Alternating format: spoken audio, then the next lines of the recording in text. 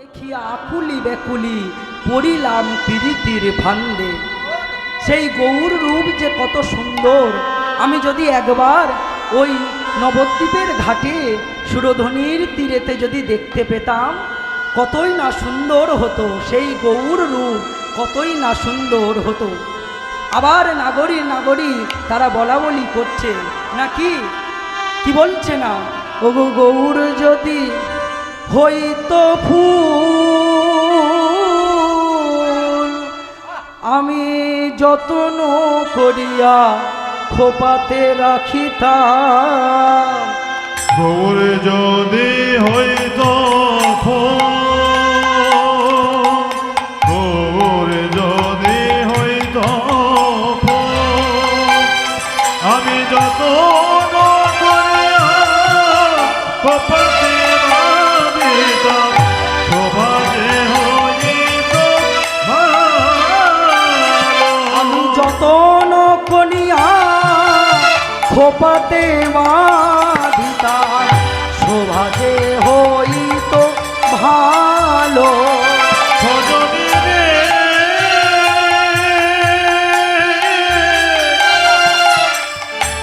ওহে প্রাণ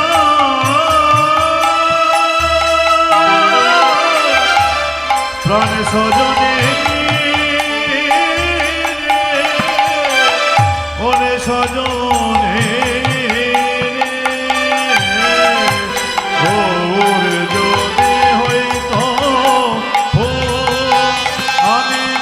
যতন করিয়া খোপাতে পড়িতাম। শোভাতে হইতো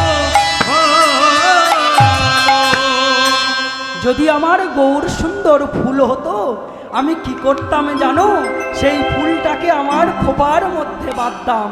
আর যখন খোপার মধ্যে বাঁধতাম তখন দেখতে কত সুন্দর হতো। তারা দুই নাগরী দুজন দুজনকে বলছে, রে হাই রে, কবে সেই রূপ আমরা দর্শন করতে পারবো, যে রূপ এই নবদ্বীপের সবাই তারা দর্শন করলো আর আমাদের ভাগ্যে হলো না।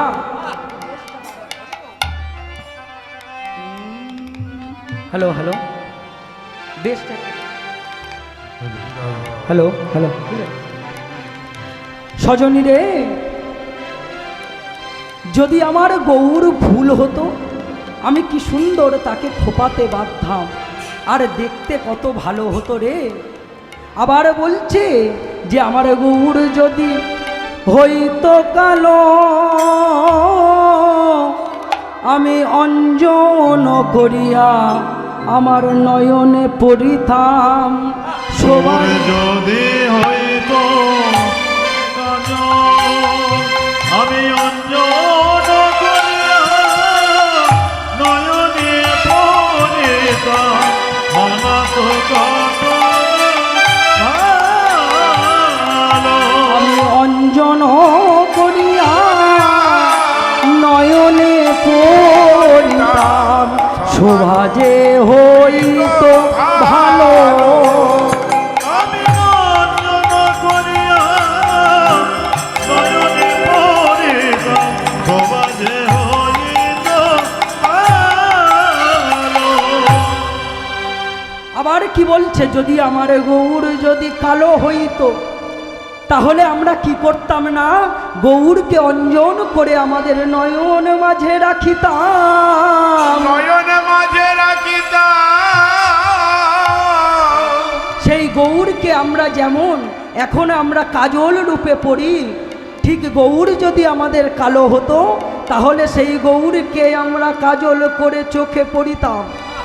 আর যখন আমরা গৌরকে কালো করে আমরা চোখেতে পড়তাম, কত না ভালো দেখতে হতো। এদিকে আমার তারা যখন দুই নাগরী নাগরী কথোপকথন করছে, কথোপকথনই করিছে, তখন আমার জ্ঞানদাস সেই দুই নাগরীকে বলছে, নাগরী ওরে নাগরী রে, তোমরা তো কত কিছু বললে, কিন্তু যদি গৌর আমার মধু হইতো, যদি গৌর আমার মধু হইতো, না হলে আমি কি করতাম জানো, তাকে রূপ ভরে, অকুল রূপ ভরে সাজাতাম। সেই মধুর যে সুন্দর, যে মধু খেতে আমাদের ভালো লাগে, সেই মধুকে আস্বাদন করতাম। আর আস্বাদন করার পর কারা মজিত, না মজিত কুলেরও বধূ। যদি আমার গৌর আমার যদি মধু হতো, জ্ঞান দাসে কয় আস্বাদন করিয়া মজিত কুলেরও বধূ। তাহলে সেই গৌরাঙ্গ সুন্দর যদি মধু হতো, না আমরা কত সুন্দরভাবে তাকে আস্বাদন করতে পারতাম। আর মজিত কারা, না কুলেরও বধূ। কুলের বধূ। তাই দুই নাগরী আজ দুজন তারা কথোপকথন করছে। এদিকে জ্ঞানদাস বলছে যে তোমরা এত কিছু ভাবছো, আর আমি আমার গৌরকে মধুরূপে ভাবিছি। তাই দুই নাগরী যখন তাদের কথোপকথন হয়ে গেল, আমার সেই গৌরাঙ্গ সুন্দর তারা যে ভক্তগণ সমক্ষে তারা পরিবেষ্টিত হয়ে হরিনাম আনন্দে, আমার মহাপ্রভু স্নানে যখন যাচ্ছে, এদিকে সেই ব্রজের সেই রমণীগণ, বোদের যত বসবাসীগণ, তারাই তো এলেন আমার নদেতে। সেই সমস্ত ব্রজবাসী নদেবাসী হইয়া তারাই আমার গৌর নামেতে জয়ধ্বনি করছে। আমার সেই গৌর সুন্দর এখানে স্নান করতে নামলো, এবং স্নান করে আবার সেই ওপরে উঠে আসলেন। এখানে আমার গৌর সুন্দর বললেন যে হে কলির জীব, জগতের মাঝে অনেক বর্ণ ধর্ম, অনেক কিছুর মানুষ রয়েছে। মহাপ্রভু নিজে বললেন যে আমি আচণ্ডালে হরিনাম বিলাইব। চারটি মানদণ্ড স্বরূপ আমাদেরকে দিলেন মা। তৃণাদৌপি শুনিছেন তর রেব সহিষ্ণুনা, অমানীন মানদেন কীর্তনিয়া সদা হরি। প্রথম মানদণ্ড স্বরূপ মহাপ্রভু বললেন যে তোমরা আগে ভক্ত হওয়ার পূর্বে, তোমরা বৈষ্ণব হওয়ার পূর্বে, এই হরিনাম আস্বাদন করার পূর্বে এই চারটি বস্তু তোমাদেরকে মানতে হবে।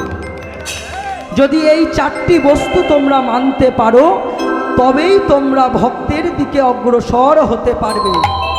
প্রথমে কি বলল, না তৃণাদৌপি শুনিছেন, অর্থাৎ তৃণাদৌপি অর্থাৎ তৃণ শব্দের অর্থ হচ্ছে মা ঘাস। আমরা মাঠের মধ্যে বা এই রাস্তার মধ্যে দেখব অনেক এমন ঘাস রয়েছে যাদেরকে আমরা পদদলিত করে দিয়ে চলে যাই, কিন্তু আমরা ফিরে কখনো দেখি না যে সেই ঘাসটি কি অবস্থা হইল, না সেই ঘাসটি কি হলো, না আমাদের পদদলিত হওয়ার পর সেই ঘাসটি মাথা তাদের নিচুর দিকে হয়েছিল, কিন্তু তারা আস্তে আস্তে আস্তে আস্তে আবার তাদের মাথা চারা দিয়ে উঠল। তাই মহাপ্রভু প্রথম মানদণ্ড স্বরূপ বলল যে তোমরা আগে নম্র হতে শেখো। যদি তোমরা নম্র হতে পারো, তবেই প্রথম তোমাদের অগ্রসর হবে। দ্বিতীয় মানদণ্ড স্বরূপ বলল, কি বলল, না তর রেব সহিষ্ণুনা, অর্থাৎ তর শব্দের অর্থ হচ্ছে মা বৃক্ষ। আমরা সবাই ছোটবেলায় পড়েছি বিজ্ঞানে যে বৃক্ষ হইতে আমরা অক্সিজেন লাভ করছি, আর আমাদের যে ক্ষতিকারক কার্বন ডাই অক্সাইড সেটি কিন্তু বৃক্ষ গ্রহণ করছে।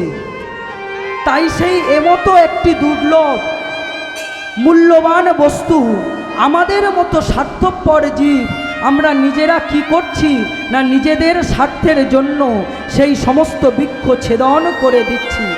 আর সেই সমস্ত বৃক্ষ ছেদন করার পর আমরা কি করছি, নিজের স্বার্থের জন্য বৃক্ষ বিক্রি করে অর্থ সঞ্চয় করছি, কিন্তু এটি উচিত নয় মা। মহাপ্রভু বললেন যে তোমরা ওই তরুলতা অর্থাৎ বৃক্ষের মতো তোমাদের সহ্য ক্ষমতা আনতে হবে। বৃক্ষ যেমন তোমাদের ছেদনের পরেও একবারও ফিরে বলে না যে তোমরা এমন করে আমাকে কেন ছেদন করলে। হে গিরিধারী কৃষ্ণ মুরারি, আমার ভাঙা পারে কোন মনে হে গিরিধারী কৃষ্ণ মুরারি ভাতুরে পার কর মোরে হে গিরিধারী কৃষ্ণ মুরারি আমার ভাতুরে পারে কোন মনে কি বলছে মা? না, দ্বিতীয় মানদণ্ড স্বরূপ আমার বৃক্ষের কথা বলল। তৃতীয় মানদণ্ড স্বরূপ বললেন যে অমানিন মান দেন। যদি কোনো তুমি তোমার থেকে নিজ বর্ণের মানুষও দেখো, যদি জাতিতে সে নিম্ন হয়, তবুও তাকে তুমি অসম্মান করো না, তুমি তাকে সম্মান দিও।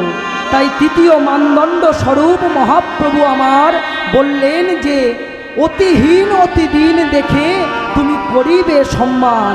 আর চতুর্থ মানদণ্ডের কথা বলল, চতুর্থ মানদণ্ড স্বরূপ বলল তোমরা এক মন হয়ে লবে কৃষ্ণ নাম। তাই এখানে আমার বলছে এই যে আমরা কলির জি, তাই বলছে না শোনো হে কলির জি দিয়া মন প্রাণে, না ভজিলে প্রাণ গোবিন্দ বিফল জনমে। শোনো হে কলির জি,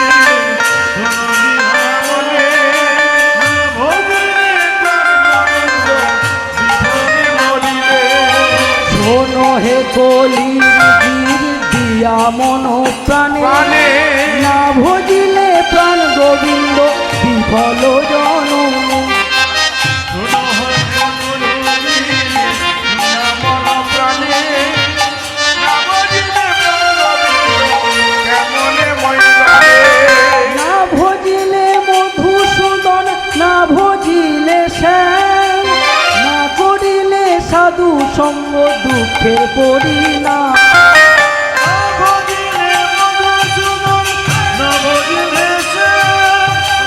পালিতে টুলুধ্বনি করো।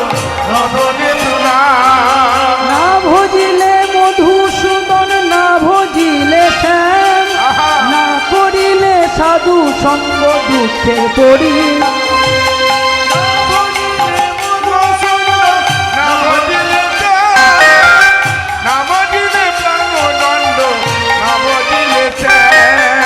খালি হাতে এসেছি মন যাব খালি হাতে, কেউ রবে না সঙ্গরে তোর বিদায় বেলাতে। খালি হাতে এসেছি আমরা যাব খালি হাতে, নামাজি প্রাণ গোবিন্দ কান্দিলে যাব চলে। খালি হাতে এসেছি মন যাব খালি হাতে, কেউ রবে না সঙ্গরে তোর বিদায় বেলাতে। আরে খালি হাতে এসেছি আমরা যাব খালি হাতে, কেউ রবে না প্রাণ গোবিন্দ যাব কালি পারে। কৃষ্ণ ভজ কৃষ্ণ ভজ কৃষ্ণ করো সার, কৃষ্ণ বাজ কৃষ্ণ বাজ কৃষ্ণ বাজ কৃষ্ণ ভজ কৃষ্ণ জপ কৃষ্ণ করো সার। আরে কৃষ্ণ ভজ কৃষ্ণ জপ কৃষ্ণ ভজ কৃষ্ণ বিনা এ জগতে আর নাহি আর, কৃষ্ণ বিনা জগতে গতি নাহি ছাড়। কৃষ্ণ বিনা এ জগতে কেহ নাহি আর। সবাই মিলে টুলুধ্বনি করো। শোনো হে কলির জীব দিয়া মন প্রাণে, না ভজিলে প্রাণ গোবিন্দ বিফল জনম। শোনো হে কলির জি,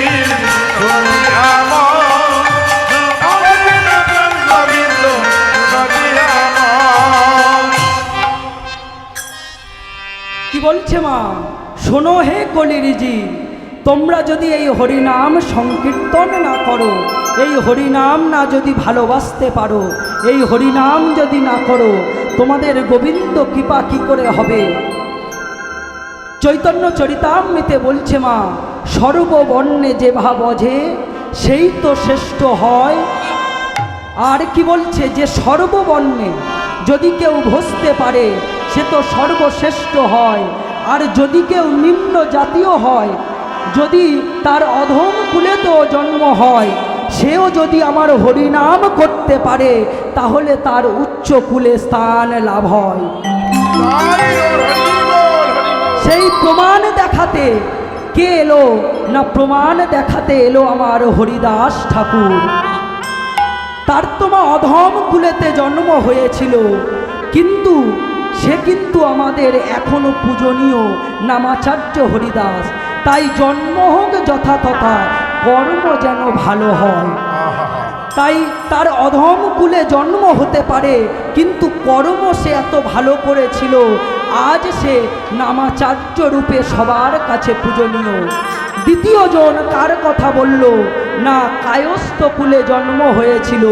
কার না, আমাদের সবার পূজনীয় নরোত্তম দাস ঠাকুর। কর্ম তার এত ভালো হলো মা,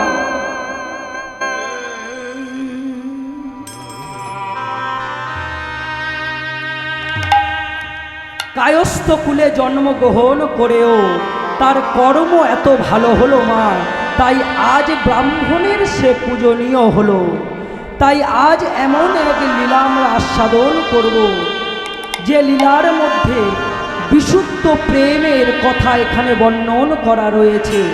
যে বিশুদ্ধ প্রেম কেমন হতে পারে সে এই লীলার মধ্যে বর্ণন করছে। তোমার জন্ম অধম কুলে হতে পারে, তুমি হিন্দু কুলে নাই বা জন্মগ্রহণ করলে, তুমি পুরুষ কিংবা নারী হতে পারো, কিন্তু যদি তুমি সেই গোবিন্দকে নিজ প্রাণ দিয়ে ভালোবাসতে পারো, তোমার প্রেম যদি বিশুদ্ধ হয়, তাহলে ঠিক সেই গোবিন্দ তোমার লাভ হবে। তাই এই লীলার উৎপত্তি স্থল হচ্ছে কোথায় মা? আমরা এখনো যদি যাই 300 বছর পূর্বের ঘটনা, আমরা এখনো যদি উত্তর ভারত যাদবগিরিতে কেউ যেতে পারি, সেইখানে এখনো আমরা দেখতে পাবো আমার কৃষ্ণমূর্তি। তার নাম হলো সম্পদ কুমার। আর কার নাম দেওয়া হলো না, তার নাম দেওয়া হলো, কে দিয়েছিল না, শাহজাদি দিয়েছিল তার নাম। আর সেই সম্পদ কুমারের সঙ্গে সোনার শাহজাদির বিগ্রহ তার ঠিক পাশে রাখা আছে। এখনো যদি কেউ যেতে পারে উত্তর ভারত যাদবগিরিতে, এখনো দেখতে পারবে সেই শাহজাদির সম্পদ কুমারকে। তাই সেই যাদবগিরিতে আমার এক ব্রাহ্মণ এক কৃষ্ণ মূর্তিকে নিজের কাছে রেখে মনে মনে চিন্তা করছে মা। কেন চিন্তা করছে? তার কারণ স্বরূপ বলল, সেই সময়টা ছিল মুসলিম পিরিয়ড। আর সেই সময় দিল্লির রাজা ছিল ঔরঙ্গজেব। যে ঔরঙ্গজেব আমরা সবাই জানি, অনেক হিন্দু মন্দির আছে, যে মন্দিরকে আমার সেই ঔরঙ্গজেব তাকে ভেঙে ফেলেছিল। তার প্রথম প্রমাণ হচ্ছে মা, বৃন্দাবনে যে 7 তলা মন্দির আছে, সেই 7 তলা মন্দির আর 7 তলা নেই। সেই 7 তলার 3 তলা আমার ঔরঙ্গজেব ভেঙে দিয়েছিল। তাই তো সেই ব্রাহ্মণ মনে মনে চিন্তা করছে যে ওই কৃষ্ণ মূর্তিকে আমি কোথায় রাখবো। এবারে মনে মনে চিন্তা করে সে একটি মাটি খুলল মা। কিন্তু সেই মূর্তিটাকে যখন রাখতে যাবে মা, রাখতে গিয়ে দেখছে যে মাটির গর্ত সে খনন করেছে তার থেকে 1 হাত উঁচু হচ্ছে আমার কৃষ্ণ মূর্তি, তার থেকে 1 হাত উঁচু হচ্ছে আমার কৃষ্ণ মূর্তি। সেই ব্রাহ্মণ কি করলো, আবার একবার মাটি গর্ত করলো। গর্ত করে আবার যখন সেই মূর্তিটাকে লুকিয়ে দেবে বলে বসালো, দেখছে আবারও সেই গর্ত থেকে 1 হাত উঁচু সেই মূর্তি। এমন করে যখন চিন্তা করছে, তখন দূর থেকে দেখছে যে মুসলিম সৈন্য তারা হাতে সমস্ত অস্ত্র শস্ত্র নিয়ে ছুটতে ছুটতে সেই সাধু বাবার কাছ থেকে যখনই কৃষ্ণ মূর্তি স্মরণ করে নিলেন, যখন কেড়ে নিল, ওইখানে আমার সাধু বাবা, সাধু বাবা সেই প্রাণের কৃষ্ণমূর্তি হারা হয়ে কৃষ্ণ মূর্তি হারা হয়ে ওমা সেই কৃষ্ণমূর্তি হারা হয়ে সেইখানেই সেই সাধু বাবার মৃত্যু ঘটল। এবার ঔরঙ্গজেবের যত সৈন্যরা ছিল তারা যখন দেখলো ওই সুন্দর কৃষ্ণমূর্তি, তখন তারা যখন নিয়ে যাচ্ছে, যখন রাজ দরবারে নিয়ে গেল, নিয়ে গিয়ে ঔরঙ্গজেব বসে আছে, তার একমাত্র কন্যা, নাম তার শাহজাদি। শাহজাদিও আমার ঔরঙ্গজেবের সাথে বসে আছে। ঔরঙ্গজেবের সঙ্গে বসে আছে মা। এবারে ঔরঙ্গজেব যখন বলছে তোমরা আজ কি নিয়ে আসলে আমার জন্য, তখন সবাই মিলে বলছে এই সুন্দর অপরূপ কৃষ্ণমূর্তি আমি আনিয়াছি আপনার জন্য। তখন শাহজাদি সেই অপরূপ কৃষ্ণমূর্তি দর্শন করে মা বলছে বাবা গো, তোমার কাছে তো কোনোদিন কিছু চাইনি, তুমি ওই সুন্দর কৃষ্ণমূর্তিটা আমার কাছে দাও, আমার কাছে দাও। আমি সেই কৃষ্ণমূর্তিটা নিয়ে বাবা গো আমি তাকে নিয়ে খেলা করব, তাকে সুন্দর করে সাজাবো। আহা, দাও দাও দাও আমার কাছে দাও। ওমা জগতে এমন কোন পিতা আছে যখন তার নিজ কন্যা এত সুন্দরভাবে তার বাবার কাছে কিছু জিনিস চাইলো, সেই বাবা কি তাকে না দিয়ে থাকতে পারে? এমনিতেই বলে যে বাবার কাছে কন্যারা হচ্ছে প্রিয়। তাই তার একমাত্র কন্যা যখন তার কাছে বলছে যে বাবা ওই মূর্তিটাকে তুমি আমার কাছে দাও, তোমার কাছে তো কত এমন মূর্তি আছে, ওই সুন্দর মূর্তিটা তুমি আমার কাছে দাও। এদিকে আমার শাহজাদি শাহজাদি ওই সুন্দর কৃষ্ণ মূর্তি, ওই সুন্দর কৃষ্ণ মূর্তি আমার নিজের হাতে কোণে সাজাইছে, নিজের হাতে করে সাজাইছে, আমার নিজেও হস্তেতে করে সেই কৃষ্ণ মূর্তি আমার শাহজাদি সাজাইছে। ওমা সে তো আর আমার পূর্ণ ব্রহ্ম সেই গোবিন্দ নয়, সে তো হচ্ছে একটি মূর্তি, সে তো অচল মূর্তি, সে তো সচল নয়। কিন্তু শাহজাদি তো তা জানে না,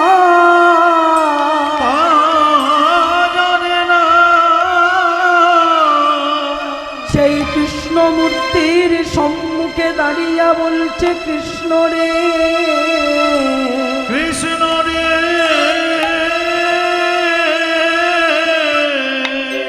বলে একবার খানা কৃষ্ণ, খানা কৃষ্ণ, একবার খানা কৃষ্ণ, খানা কৃষ্ণ, বলে একবার খানা কৃষ্ণ, কৃষ্ণ একবার খানা কৃষ্ণ।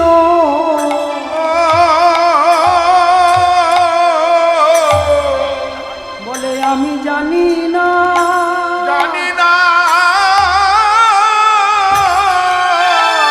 তোরে কেমন করে খাওয়াতে হয়, কেমন করে খাওয়াতে হয়, একবার খানা কৃষ্ণ, খানা কৃষ্ণ, একবার খানা কৃষ্ণ।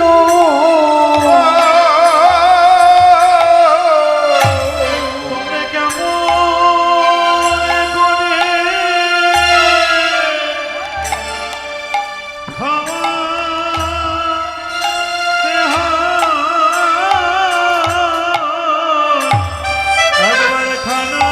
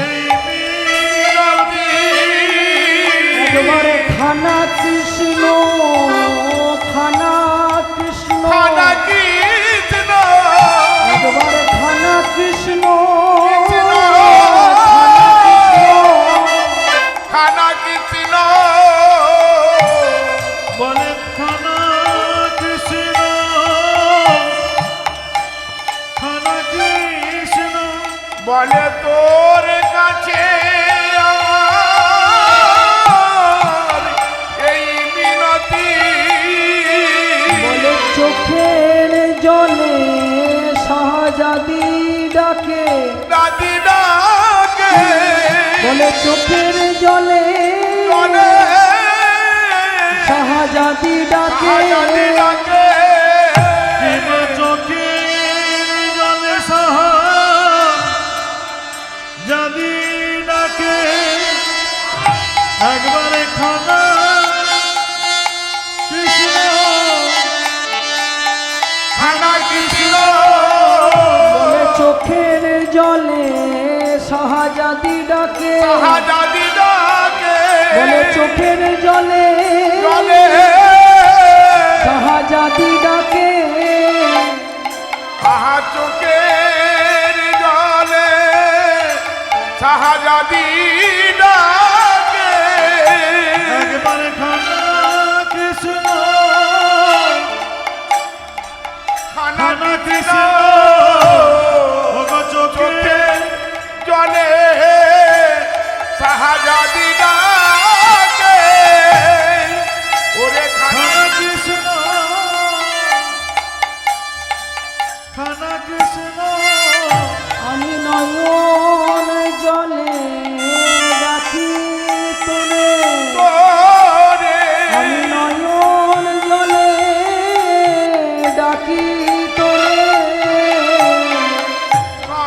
কমণ্ডলে ডাকি তোরে একবারে খানা কৃষ্ণ খানা কৃষ্ণ আমি নয়ন জলে ডাকি তোরে, তোরে একবারে খানা কৃষ্ণ খানা কৃষ্ণ আমি নয়ন জলে ডাকি তোরে খানা কৃষ্ণ খানা কৃষ্ণ আমি সবার কিছু জানি না হে সেবার কিছু জানি না রে আমি সেবার কিছু জানি না রে, সেবার কিছু জানি না রে, আমি তোর সেবার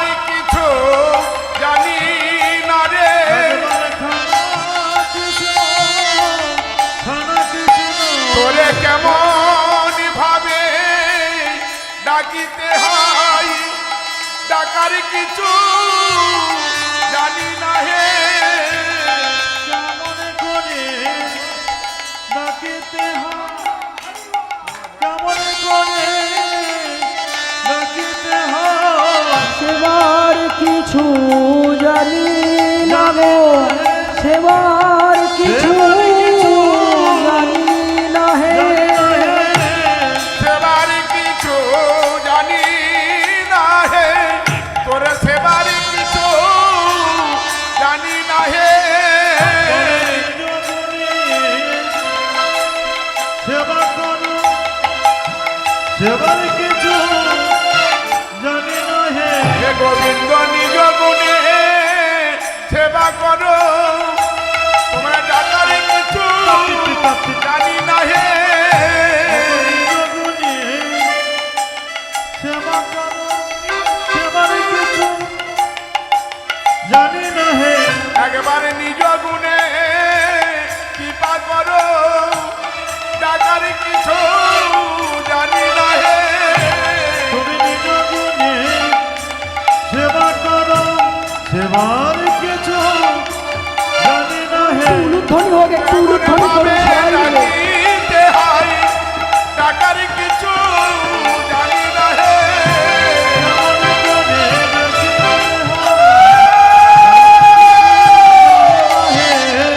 কেমন ভাবে ডাকিতে হয় ডাকার কিছু জানি না হে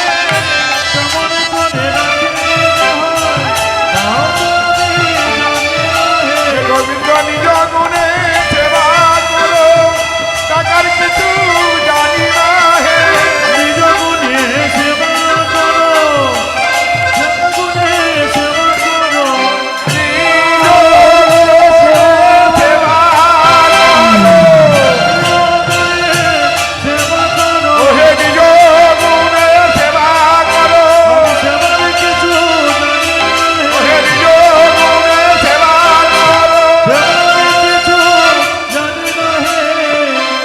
তোমায় ডাকা কৃষ্ণ জানি না হে। শাহজাদি আমার সেই কৃষ্ণ মূর্তি যাকে নাম দিল শাহজাদি আমার সম্পদ কুমার, সেই সম্পদ কুমারকে সাজাচ্ছে, সুন্দর করে তাকে সাজাচ্ছে মা। সাজাতে সাজাতে শাহজাদি বলছে আমার সম্পদ কুমারে রে, কুমারে রে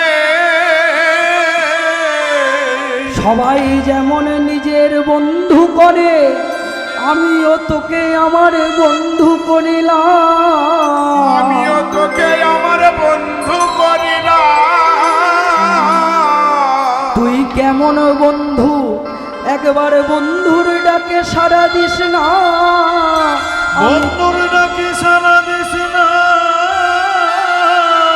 আমি কতদিন চোখের জলে তোকে ডাকিলাম, তুই তোই আমার কথাই সাড়া দিলি না, আমার কথার ছাড়া দিলি না। সম্পদ কুমারকে মা এভাবে প্রতিনিয়ত আমার সেই শাহজাদি সুন্দর করে তাকে সাজিয়ে দেয়, তাকে ডাকে, তাকে বলে সম্পদ কুমার রে কবে তোর ডাক শুনতে পারবো, কবে তুই নাচতে নাচতে আমার কোলে ছুটে আসবি। এদিকে মা যখন আমার শাহজাদি সম্পদ কুমারকে নিয়ে ব্যস্ত রয়েছে, যখন এদিকে আর ওদিকে আমার অনেক দিন সম্পদ কুমার থাকার পর স্বপ্নাদেশ দিল কাকে না, মহাপ্রভু যে 4 সম্প্রদায় সৃষ্টি করলো তার মধ্যে কে কে না রামানুজ স্বামী, মধ্বাচার্য আর কি বলছে বিষ্ণুর স্বামী, আর চতুর্থ হচ্ছে নিম্বাকাচার্য। এই 4 সম্প্রদায়ের সৃষ্টি করলো মা। আমাদের সবাইকে এখন বলে দেয় যে মহাপ্রভু এই যে 4 সম্প্রদায়ের সৃষ্টি করেছে, তোমরা যখন কেউ দীক্ষা গ্রহণ করবে, যার কাছ থেকেই দীক্ষা গ্রহণ করবে তাকে তোমরা জিজ্ঞাসা করে নেবে সে এই 4 সম্প্রদায়ের মধ্যে কিনা। যদি সে আরও 13 অপসম্প্রদায় রয়েছে, যদি কেউ এই 4 সম্প্রদায়ের মধ্যে না থাকে, কেউ যদি এমন ব্যক্তি হয়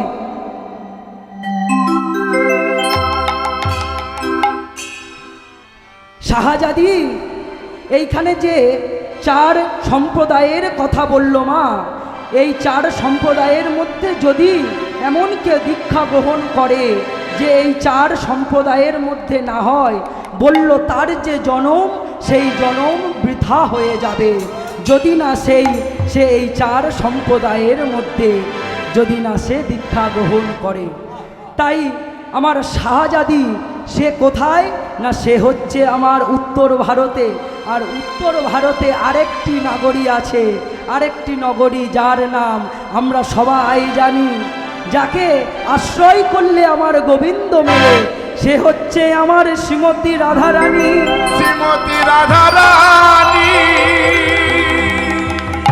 তাই আমরা সেই উত্তর ভারতে আছি, আমরা যদি না সেই আমার প্রাণের দেবী যার থেকে আমরা ভজন আস্বাদন করব, যাকে আশ্রয় না করলে আমাদের মধ্যে ভজন হবে না, তাহলে সেই একবার ভজনের দেবীকে সবাই মিলে আমরা আস্বাদন করব, তারপর আবার লীলার মধ্যে অগ্রসর।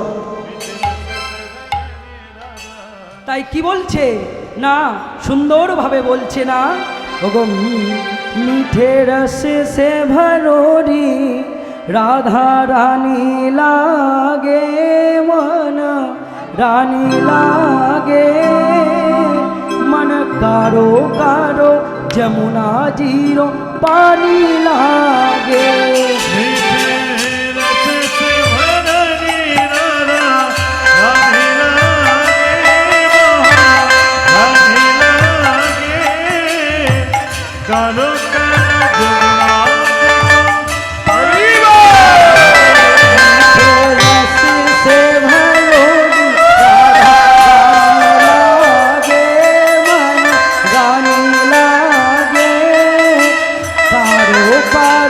যমুনা জি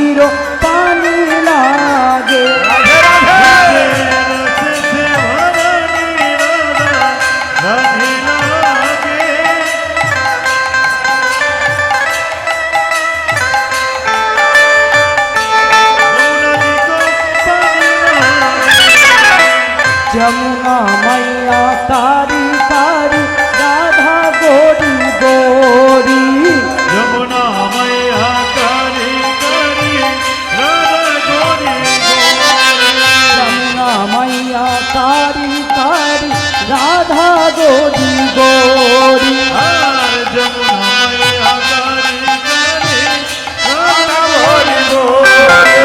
वृंदावन में झूम मचावे बरसाने तुमको हमारी धुन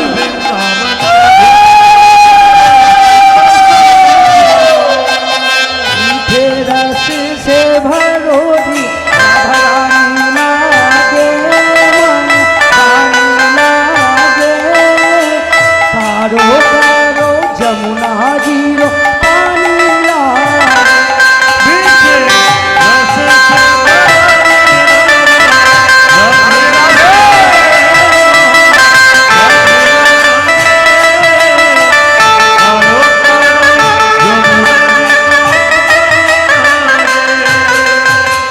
ना भावे ना माखन मिश्री अब ना कोई मलाई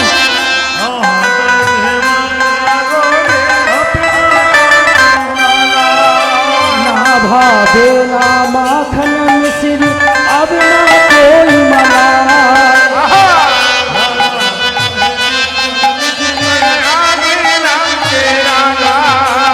मेरे जिगरिया में सिर्फ बोल राधा नाम मला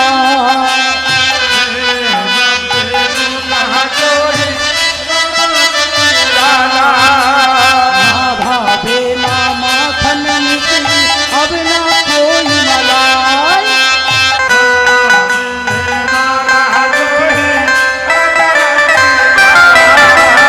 मेरे जिगरिया में सिर्फ बोल राधा नाम मला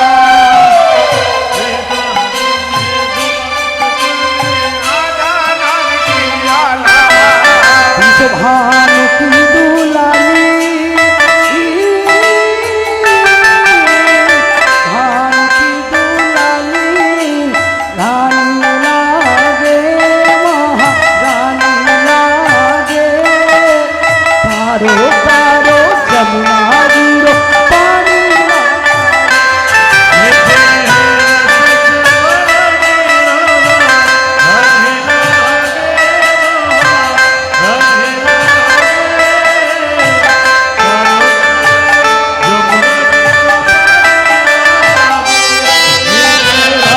से भरोरी राधा रानी लागे मन रानी लागे पारो पारो जमुना जीरो पानी लागे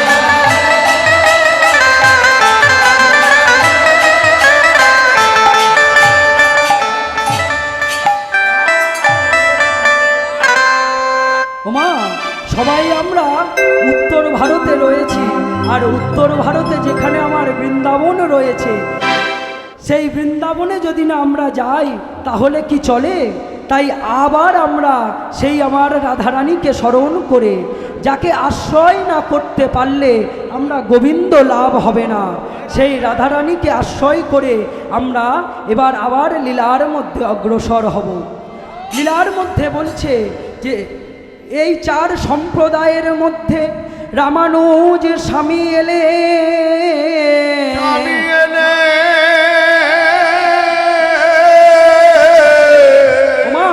রামানুজ স্বামী যখন ঘুমিয়ে আছে একদিন তখন দেখছে না বলছে যে রামানুজ স্বামী যখন ঘুমিয়ে আছে তাকে স্বপ্নাদেশ দিলেন আমার ভগবান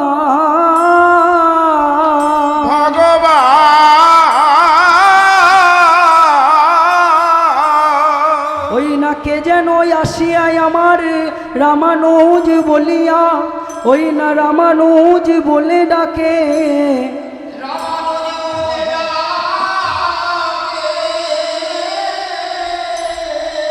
রামানুজ যখন ঘুমিয়ে পড়েছে তখন রামানুজ রামানুজ বলে ঘুমের ঘরে কে যেন ডেকে আসে।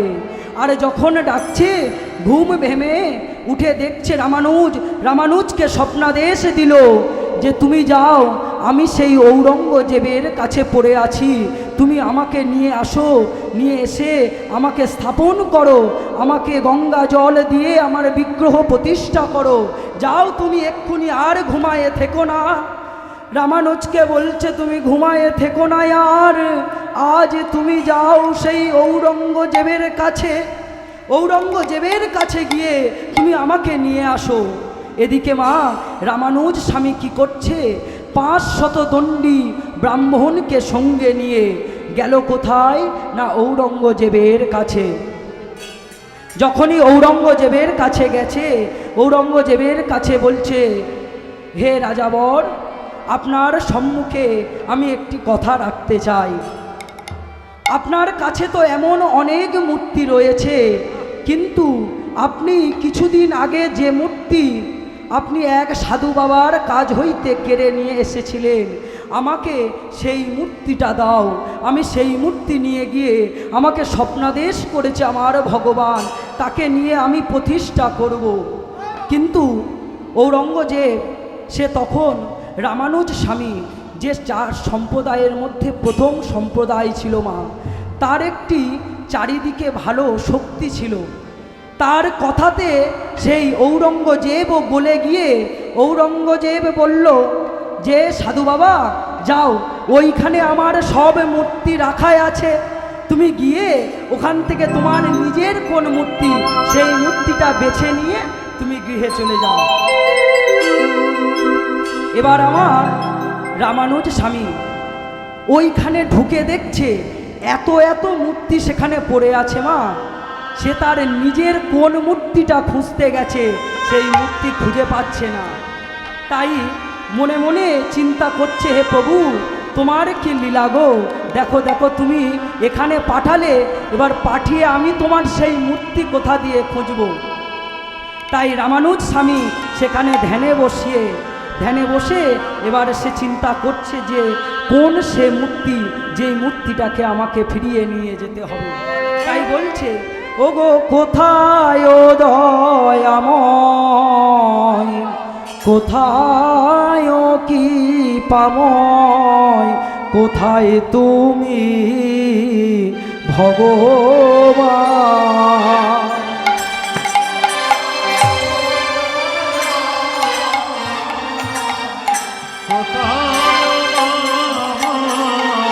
কোথায় ভগবান,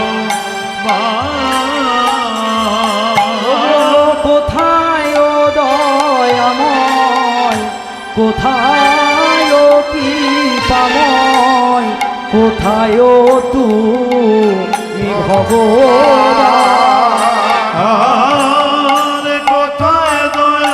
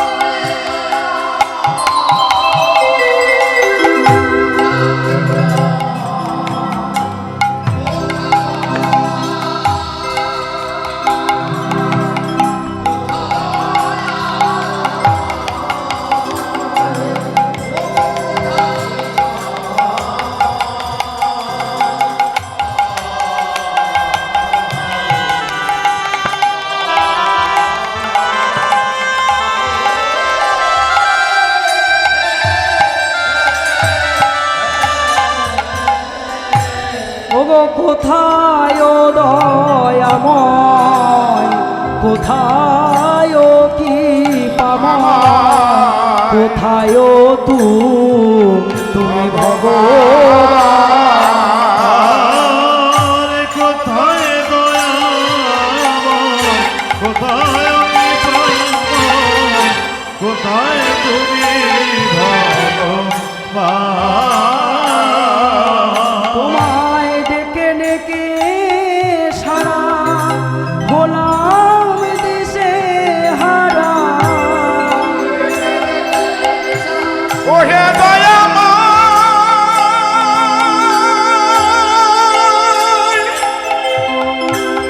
ওহে কৃপাময়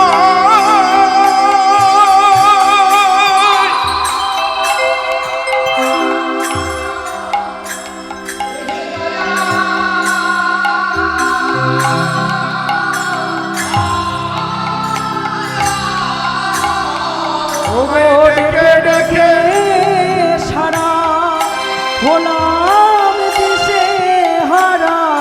তোমায় ডেকে ডেকে ছাড়া হলাম দিশাহারা। ওগো না পাইও তোমার দর্শন,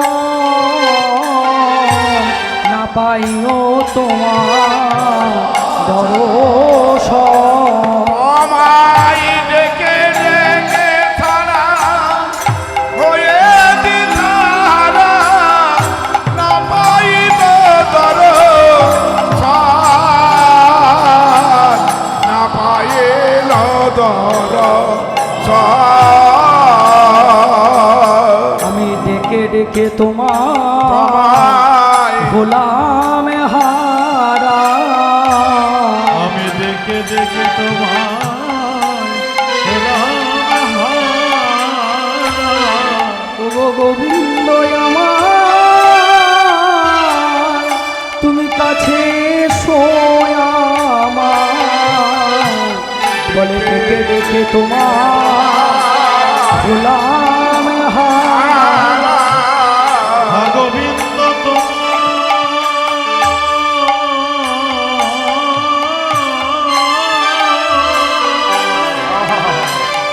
হলাম বলে দেখে দেখে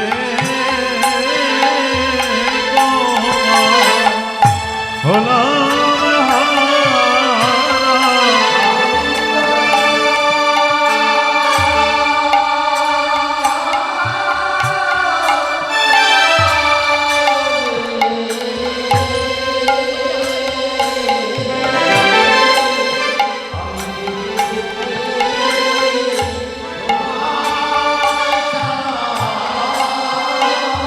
বলে গোবিন্দ তোমার ডেকে ডেকে হলাম হারা। তবু না পাই তোমার সারা। আমি ডেকে ডেকে হলাম হারা। গোবিন্দ তোমার না পাই সারা।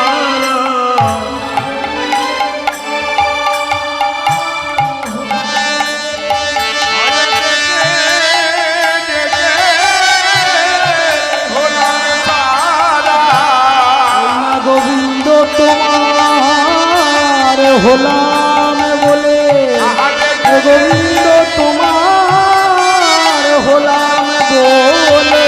আর গোবিন্দ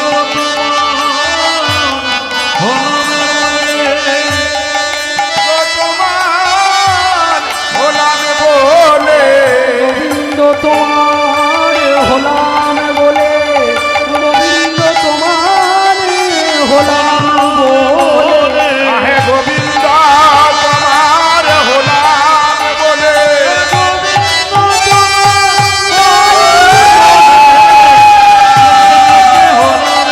ওহে গোবিন্দ তোমার হলাম বলে। ওহে গোবিন্দ তোমার হলাম বলে। ডেকে ডেকে হলাম